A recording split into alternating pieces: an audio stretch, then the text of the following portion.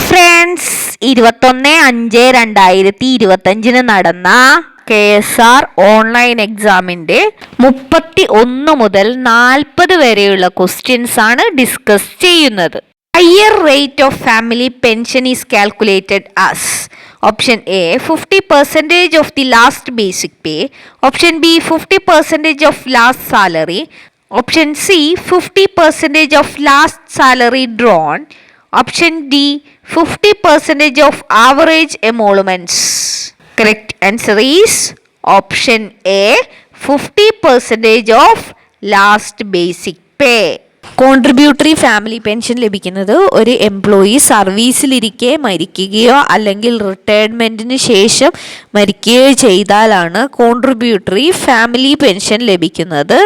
ഒരു എംപ്ലോയി റിട്ടയർമെൻറ്റിന് ശേഷം മരിക്കുന്നത് 1 ജൂലൈ 1978 അത് കഴിഞ്ഞോ ആണെങ്കിൽ അദ്ദേഹത്തിൻ്റെ ഫാമിലിക്ക് ഫാമിലി പെൻഷൻ ലഭിക്കുകയും അത് ഹയസ്റ്റ് റേറ്റ് ഫാമിലി പെൻഷൻ ആയിരിക്കും ലഭിക്കുക. അത് നോർമൽ പെൻഷനെക്കാട്ടും ട്വൈസ് ആയിരിക്കും. Twice the normal rate of family pension admissible.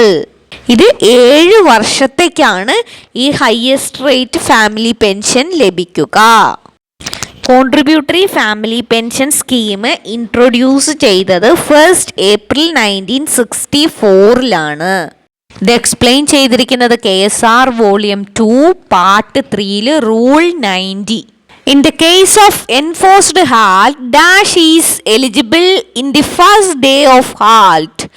Option A no DA, option B half DA, option C full DA, option D 1/4 DA.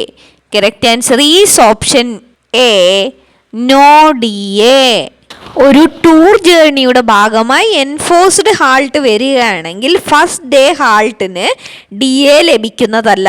ഇത് explain ചെയ്തിരിക്കുന്നത് KSR volume 1 part 2 chapter 2 rule 58 note 3 ഇവിടെ പറയുന്നുണ്ട്, first day of such halt for which no daily allowance shall be allowed.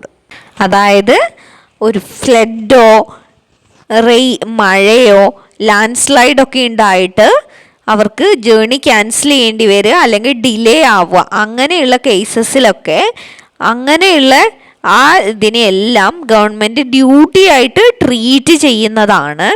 അപ്പോൾ അവർക്ക് daily allowance 3/4 റേറ്റിൽ കൊടുക്കുന്നതും ആയിരിക്കും. ഇങ്ങനെ ഹാൾട്ട് ചെയ്യേണ്ടി വരുമ്പം ഫസ്റ്റ് ഡേ ഒഴികെ ബാക്കി എല്ലാ ദിവസവും അവർക്ക് 3/4 DA ലഭിക്കുന്നതാണ്. അപ്പോൾ ഇവിടുത്തെ answer no daily allowance first day. Rule 59 explain ചെയ്തിട്ടുണ്ട്, ഒരു പെർട്ടിക്കുലർ സ്ഥലത്ത് 10 ദിവസത്തിൽ കൂടുതൽ ഹാൾട്ട് ചെയ്യുകയാണെങ്കിൽ ഡെയിലി അലവൻസ് ലഭിക്കുകയില്ല. A daily allowance may not be drawn for more than 10 days of a halt at one place. ഇതിൽ എക്സെപ്ഷൻ ലഭിക്കാവുന്നതാണ്. HODമാർക്ക് ഇതിന് എക്സെപ്ഷൻ നൽകുന്നത് ഗവൺമെൻറ്റും സബോർഡിനേറ്റ്സിന് എക്സെപ്ഷൻ നൽകുന്നത് HODമാരും ആയിരിക്കും. ഈ ഭാഗത്ത് നിന്ന് എപ്പോഴും ക്വസ്റ്റ്യൻസ് ഉണ്ടായിരിക്കുന്നതാണ്. അതായത് ഫസ്റ്റ് 10 ഡേയ്സ് ഫുൾ റേറ്റിൽ ഡെയിലി അലവൻസ് ലഭിക്കും. അതിനുശേഷം വരുന്ന 20 ദിവസത്തിന് 3/4 DA കിട്ടും. അതിനുശേഷം വരുന്നതിന് ഹാഫ് റേറ്റിൽ DA ലഭിക്കുന്നതായിരിക്കും. ഇത് ക്യാമ്പുകളൊക്കെ നടക്കുന്ന ഇതിൻ്റെ കാര്യമാണ് പറഞ്ഞത്. അങ്ങനെ 3 മാസത്തിൽ കൂടുതലാണ് ഇങ്ങനെ ഹാൾട്ട് ചെയ്യേണ്ടി വരുന്നതെങ്കിൽ ഈ അലവൻസ് ഒന്നും ലഭിക്കുകയില്ല. പിന്നെ ഇതിലുള്ള എക്സെപ്ഷൻ എന്താണെന്ന് വെച്ചിട്ടുണ്ടെങ്കിൽ തിരുവനന്തപുരം, എറണാകുളം, കോഴിക്കോട്, കേരളത്തിൻ്റെ ഔട്ട്സൈഡ് സ്റ്റേറ്റിലുള്ള സിറ്റീസിലൊക്കെ ഇങ്ങനെ താമസിക്കേണ്ടി വരുമ്പോൾ ലഭിക്കുന്ന ഡെയിലി അലവൻസ് എങ്ങനെയാണെന്ന് വെച്ചിട്ടുണ്ടെങ്കിൽ ഫസ്റ്റ് 30 ഡേയ്സിന് ഫുൾ DA ലഭിക്കുന്നതായിരിക്കും. അതിനുശേഷം വരുന്ന നെക്സ്റ്റ് 60 ഡേയ്സിന് 3/4 DA ആയിരിക്കും ലഭിക്കുക. ഈ ഭാഗത്ത് നിന്ന് എന്തായാലും എക്സാമിന് ക്വസ്റ്റ്യൻ ഉണ്ടായിരിക്കുന്നതാണ്. അപ്പോൾ ഇതെല്ലാവരും പഠിച്ചു വെക്കുക. The maximum number of casual leave eligible for blood donation in a calendar year is option A 10 days, option B 4 days, option C 15 days, option D none of these. Correct answer is option B 4 days. ഇതിനെപ്പറ്റി കഴിഞ്ഞ വീഡിയോയിൽ വിശദമായിട്ട് പറഞ്ഞിട്ടുള്ളതാണ്. ആ blood ഡൊണേഷന് വേണ്ടിയിട്ട് blood ഡൊണേഷൻ്റെ ദിവസം leave ലഭിക്കുന്നതായിരിക്കും. അങ്ങനെ വർഷത്തിൽ 4 തവണയാണ് ഇങ്ങനെ ബ്ലഡ് ഡൊണേഷനുള്ള സ്പെഷ്യൽ കാഷ്വൽ ലീവ് ലഭിക്കുക. Next question, the HRA and CCA during the transit period is at the rate of option A new station, option B HRA new station and CCA old station, C old station, D none of these. Correct answer is option C old station. ഇത് ഒത്തിരി എക്സാമുകൾക്ക് ചോദിച്ചിട്ടുള്ളതാണ്. Transit കാലയളവിൽ ലഭിക്കുന്ന HRAയും CCAയുടെയും നിരക്ക് എന്ന് പറയുന്നത് old സ്റ്റേഷനിലെ നിരക്കായിരിക്കും ലഭിക്കുക. ഇത് എക്സ്പ്ലെയിൻ ചെയ്തിരിക്കുന്നത് KSR വോളിയം 1 പാർട്ട് 1 റൂൾ 44 ആയിട്ടാണ്. 44 തന്നെ 4 ആയിട്ടാണ് എക്സ്പ്ലെയിൻ ചെയ്തിരിക്കുന്നത്. He may also be allowed house rent allowance during transit as applicable to the old station from which he was transferred. Next question, the third time-bound higher grade is granted on option A completion of 15 years of service, option B completion of 22 years of service on the entry post, option C completion of 22 years of service on the promoted post, option D completion of 27 years of service on the promoted post. Correct answer is option B completion of 22 years of service on the entry post. നമുക്കറിയുന്നൊരു കാര്യമാണ് time bound higher grade ലഭിക്കുന്നത് promotion ലഭിക്കാതിരിക്കുകയും എന്നാൽ 8 വർഷം 15 വർഷം 22 വർഷം 27 വർഷം ഇങ്ങനെ service കഴിയുമ്പോഴും time bound higher grade ലഭിക്കുക. First time bound higher grade ലഭിക്കുന്നത് 8 വർഷത്തെ സർവീസ് എൻട്രി പോസ്റ്റിൽ കഴിയുമ്പോഴും second time bound higher grade ലഭിക്കുന്നത് 15 വർഷത്തെ സർവീസ് എൻട്രി പോസ്റ്റിൽ 15 വർഷത്തെ സർവീസ് ആവുകയും ഫസ്റ്റ് റെഗുലർ പ്രൊമോഷൻ ലഭിക്കാതിരിക്കുകയും ചെയ്യുമ്പോഴാണ് അങ്ങനെ ലഭിക്കുന്നത്. Third time bound higher grade 22 വർഷത്തെ സർവീസ് കഴിയുമ്പോഴും fourth time bound higher grade completion of 27 years of total service in entry post. Next question, which among the following service will count as qualifying service for pension? Option A boy service, option B LW otherwise than on medical certificate, option C apprentice period service, option D maternity leave period. Correct answer is option D maternity leave period. 18 വയസ്സിന് താഴെ ഉള്ളവരെ government സർവീസിൽ ചെയ്യുമ്പോഴാണ് boy service എന്ന് പറയുന്നത്. അതിനെ നമ്മൾ pension വേണ്ടി കൺസിഡർ ചെയ്യുന്നതല്ല. അതുപോലെ തന്നെ മെഡിക്കൽ സർട്ടിഫിക്കറ്റ് ഇല്ലാതെ LW എടുക്കുക, അതേപോലെ തന്നെ അപ്രന്റീസ്ഷിപ്പ്, ഇതൊക്കെ നമ്മൾ പെൻഷന് വേണ്ടിയിട്ടൊന്നും ക്വാളിഫയിങ് സർവീസായിട്ട് കൺസിഡർ ചെയ്യാറില്ല. എന്നാൽ മെറ്റേണിറ്റി ലീവിനെ നമ്മൾ ക്വാളിഫയിങ് സർവീസായി കൺസിഡർ ചെയ്യുന്നതാണ്. Next question, KSR is governed by option A Kerala public service act passed in 1968, option B Kerala Cooperative Act 1969, option C Kerala Local Fund Audit Act 1994, option D Kerala Panchayat Raj Act 1994.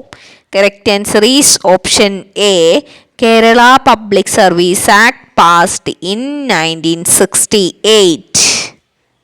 ഈ ക്വസ്റ്റ്യനും പലപ്പോഴായി എക്സാമിന് ചോദിച്ചിട്ടുള്ളതാണ്. അപ്പോൾ ഇത് note ചെയ്ത് വെക്കുക.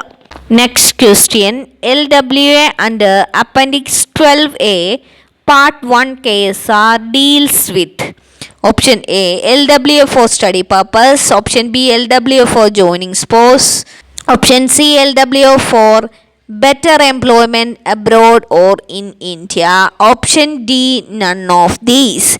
Correct answer is option C, LWA for better employment abroad or in India. ഈ appendix 12A-യും 12B-യും 12C-യും വളരെ ഇമ്പോർട്ടൻ്റ് ആണ്. അവിടുന്ന് എല്ലാ ക്വസ്റ്റ്യൻ പേപ്പറിലും ക്വസ്റ്റ്യൻ ഉണ്ടാവും. അപ്പോൾ അത് പെട്ടെന്ന് തന്നെ ആൻസർ നിങ്ങൾക്ക് ഈ ബുക്ക് നോക്കിയിട്ട് എഴുതാവുന്നതാണ്. Next question, employees entered into service on or after dash are eligible for contributory pension. Option A 1st July 2023. Option B 1st April 2014. Option C 1st July 2014. Option D none of these. Correct answer is option D, none of these. നമുക്കറിയുന്ന കാര്യമാണ് 1/4/2013 മുതലാണ് NPS നിലവിൽ വന്നത്. അപ്പം അതിനു മുമ്പ് വരെയുള്ളവർക്കാണ് pension ലഭിക്കുക. 1/4/2013 ശേഷമുള്ളവർക്ക് contributory പെൻഷനാണ് ലഭിക്കുന്നത്. അതുകൊണ്ട് ഇവിടെ അങ്ങനെ ഒരു ഓപ്ഷൻ ഇല്ല. 1/4/2013 എന്ന ഓപ്ഷൻ ഇല്ലാത്തത് കൊണ്ട് ഇവിടുത്തെ ആൻസർ ഡി ആണ്. ആയിട്ട് വേറൊരു ക്വസ്റ്റ്യൻ ചോദിച്ചിട്ടുണ്ട്. KSR പാർട്ട് 3 അപ്ലിക്കബിൾ അല്ലാത്തത് എന്ന് മുതൽ ജോലിയിൽ ജോയിൻ ചെയ്തവർക്കാണെന്ന്. അപ്പം അങ്ങനെ വരുന്ന ക്വസ്റ്റ്യൻ്റെ ആൻസർ 1/4/2013 ആണ്. Next question, an employee having a service of 29 years and 5 days is rounding off to 30 years. This rounding is an example of option A special rounding, option B ordinary rounding, option C full person rounding, option D minimum rounding. Correct answer is option A special rounding. Minimum pension, maximum pension, minimum DCRG, maximum DCRG ഇതൊക്കെ ലഭിക്കുന്നതിന് വേണ്ടി qualifying service calculate ചെയ്യുമ്പോഴാണ് ഈ റൂളുകൾ നമ്മൾ applicable ആയിരിക്കുക. അതായത് 29 വർഷം ഒരു ദിവസമാണെങ്കിൽ 30 കൺസിഡർ ചെയ്യും, 9 വർഷം ഒരു ദിവസമാണെങ്കിൽ 10 വർഷമായിട്ട് കൺസിഡർ ചെയ്യും, 32 വർഷവും ഒരു ദിവസവുമാണെങ്കിൽ അത് 33 വർഷമായിട്ട് കൺസിഡർ ചെയ്യും. ഇങ്ങനെയുള്ള റൗണ്ടിങ്ങിന് പറയുന്ന പേരാണ് സ്പെഷ്യൽ റൗണ്ടിങ്. ഇനി ഓർഡിനറി റൗണ്ടിങ് എന്താ വെച്ചിട്ടുണ്ടെങ്കിൽ ക്വാളിഫയിങ് സർവീസ് കാൽക്കുലേറ്റ് ചെയ്യുമ്പോൾ 6 മന്തിൽ കുറവാണെങ്കിൽ നമ്മൾ ആ മന്ത്സ് നെഗ്ലക്റ്റ് ചെയ്ത് ബാക്കി ഇയേഴ്സ് നമ്മൾ കണക്കാക്കുന്നതാണ്. എന്നാൽ 6 മാസമാണ് ഉള്ളതെങ്കിൽ അത് അടുത്ത ഇയറായിട്ട് കണക്കാക്കും. 6 മാസത്തിൽ കൂടുതൽ ഇപ്പം 7-8 മാസം ഉണ്ടെങ്കിൽ അത് നെക്സ്റ്റ് അടുത്ത ഇയർ ആയിട്ടാണ് കാൽക്കുലേറ്റ് ചെയ്യുക. അങ്ങനെയുള്ളതിനെ ഓർഡിനറി റൗണ്ടിങ് എന്നാണ് പറയുക. ഈ ഭാഗത്തു നിന്നൊക്കെ എല്ലാ പ്രാവശ്യവും ക്വസ്റ്റ്യൻസ് ഉണ്ടാവുന്നതാണ്.